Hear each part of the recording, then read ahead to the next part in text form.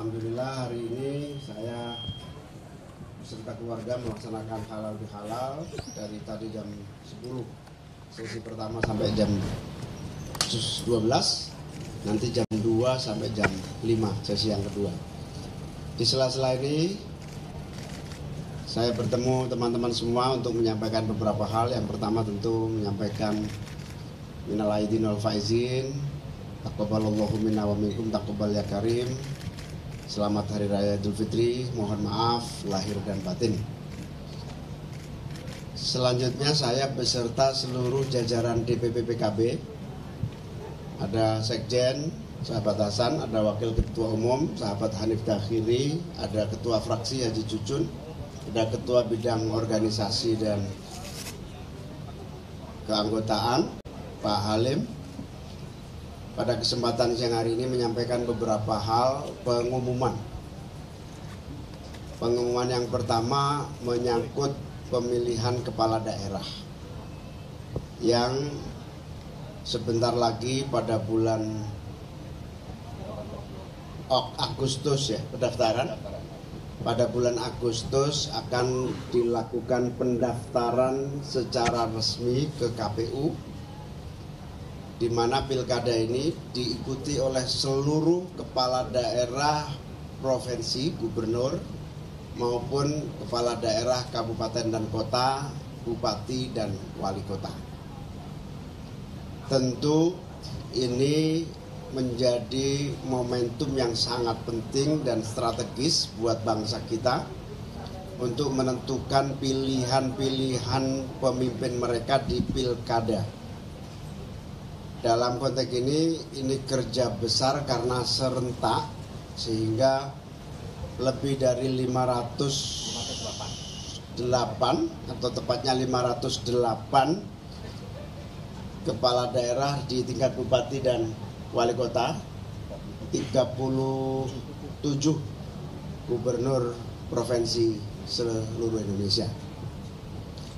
PKB memiliki kesempatan, memiliki kursi, memiliki suara di seluruh kabupaten kota di Indonesia.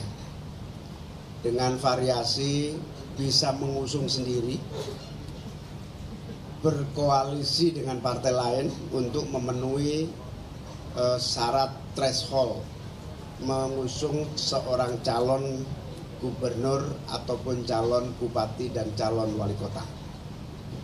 Dalam konteks ini, baik PKB mengusung sendiri maupun PKB berkoalisi dengan partai-partai lain di dalam mengusung calon.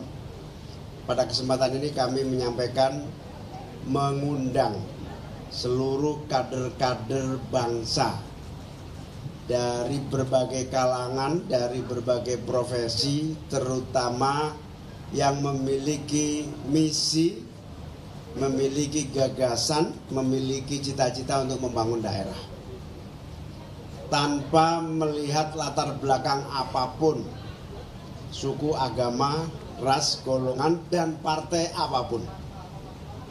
Sehingga dalam kesempatan ini ingin saya sampaikan, mari seluruh yang berkeinginan menjadi kepala daerah, silahkan mendaftarkan ke PKB.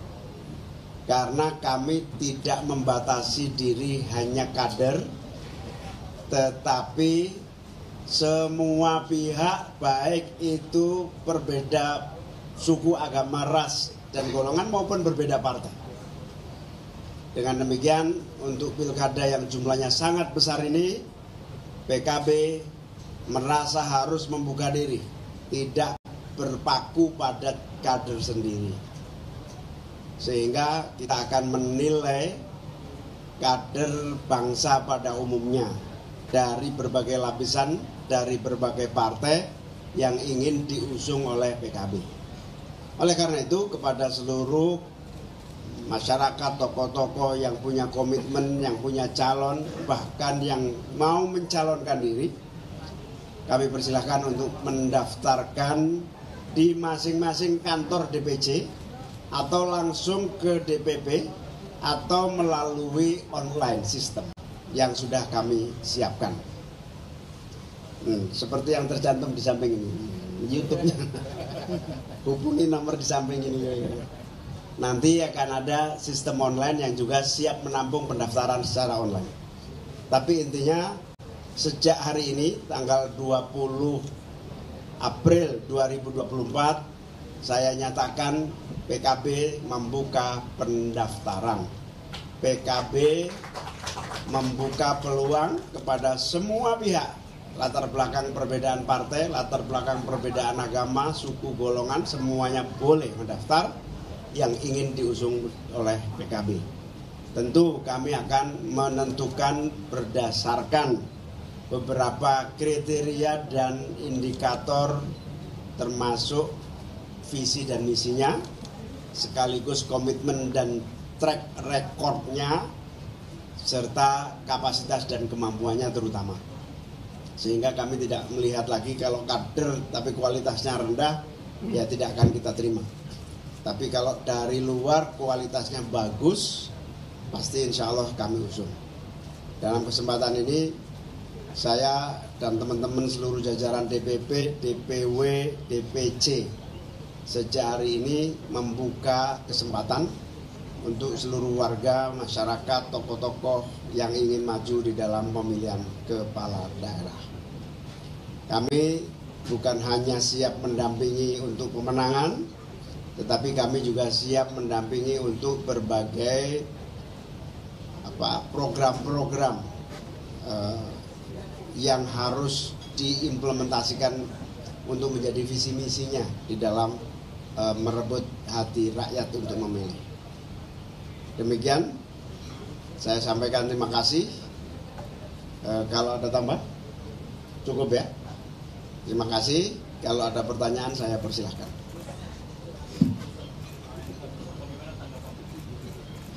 Ya belum ada keputusan ya nggak bisa ditanggapi. Ya belum ada kesimpulan. Pokoknya kita konsentrasi berdoa hari ini sampai tanggal 22. 22 itu belum tentu pagi, juga bisa sampai malam.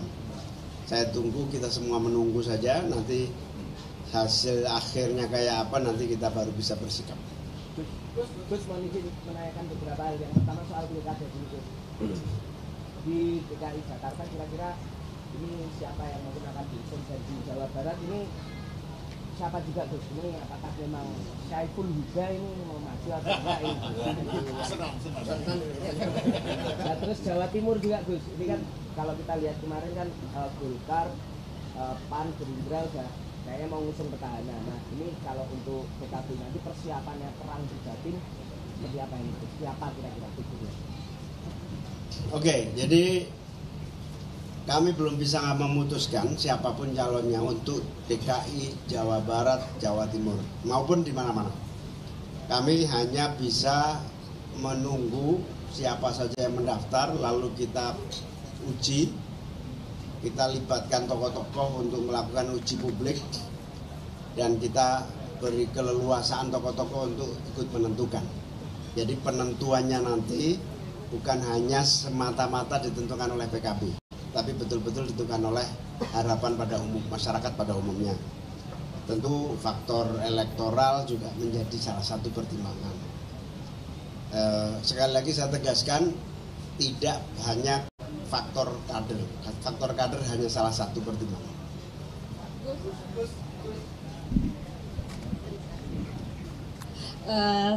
Sebelumnya saya pengen ucapin mohon maaf lahir batin dulu kepada Gus Imin dan juga Bapak sekalian. Saya Rizka dari Kompas TV. Tadi mengingat Gus kan bilang bahwa PKB akan lebih membuka diri begitu ya. Nah ini saya pengen spesifik, pengen bertanya terkait dengan pilkada di Sumatera Utara. Ini kan Golkar sudah mengusung salah satu paslon, dan kemudian kan PKB juga pernah ada kisah lama nih dengan petahana. Apakah akan CLBK atau gimana? Mungkin gimana Gus? Terima kasih. Iya sama. Jawabannya sama, siapa yang mendaftar nanti akan kita pertimbangkan. Per hari ini belum ada yang mendaftar di PKB. Baru nanti siapa yang mendaftar, apakah calon yang incumbent yang terakhir atau siapapun dia, kita baru bisa berkesimpulan. Karena di Sumatera Utara sampai detik ini belum ada yang berniat mendaftarkan di PKB. Mungkin setelah saya buka ini nanti akan ada pendaftaran. peluang bahwa berpeluang untuk mendorong lagi Pak Anies untuk di periode keduanya. Nah ini apakah udah ada pembicaraan sama PKB atau PKB juga tertarik untuk membawa Pak Anies untuk di periode kedua ini? Terima kasih. Mas Anies dan saya masih konsentrasi pada menunggu keputusan MK. Jadi tidak ada satu sikap atau niat dari Mas Anies untuk maju di pilkada, karena detik ini tidak terlintas pun untuk maju pilkada, karena kita masih harus melalui proses pilpres yang sampai tuntas. Untuk tanggal 22 nanti itu Gus Imin dan Pak Anies apakah akan langsung datang?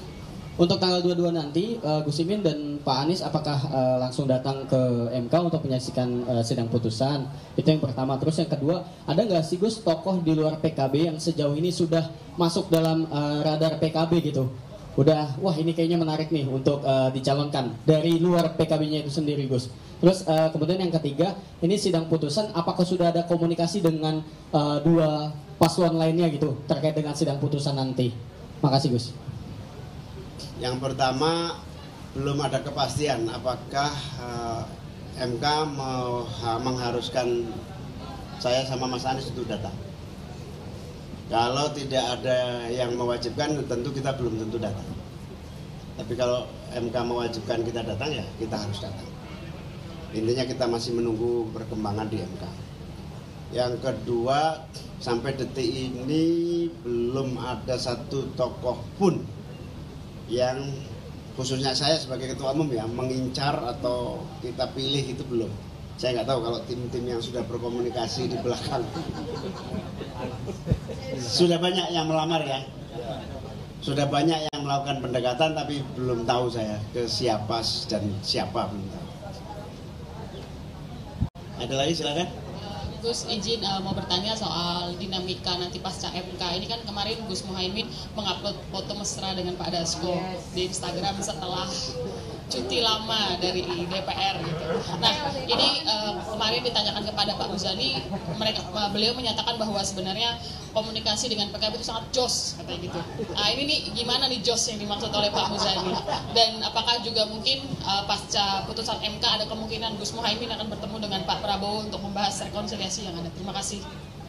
Iya, saya memang satu kantor dengan Pak Dasko, tapi sudah berbulan-bulan saya nggak pernah ketemu, dan ya sejak pilpres pendaftaran sampai kemarin itu baru pertama kali ketemu, sehingga kalau itu diupload sebagai bagian dari apa yang kebetulan pimpinan dewan yang selalu hadir saya sama Pak Dasko, sehingga bagian dari pengumuman sejak sekarang saya masuk lagi ke DPR. Nah, jadi tidak ada makna yang lain ya, karena Pak Dasko juga nggak pernah ngajak ngomong apa-apa sih. Jadi gitu. Oh iya, kalau komunikasi Pak Dasko kan sama-sama ruang kerjanya aja jadi satu lorong. Belum ada gambaran. Belum.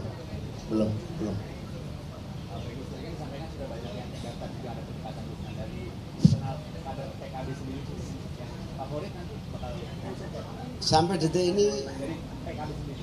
detik ini saya belum tahu kader internal, dan saya cenderung nggak percaya kader internal.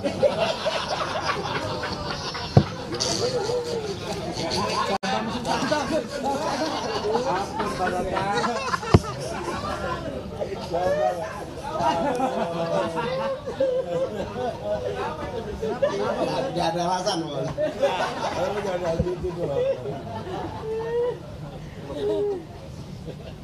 Oke, makasih ya. Silakan yang masih ingin makan, silakan. Terima kasih. Assalamualaikum warahmatullahi wabarakatuh.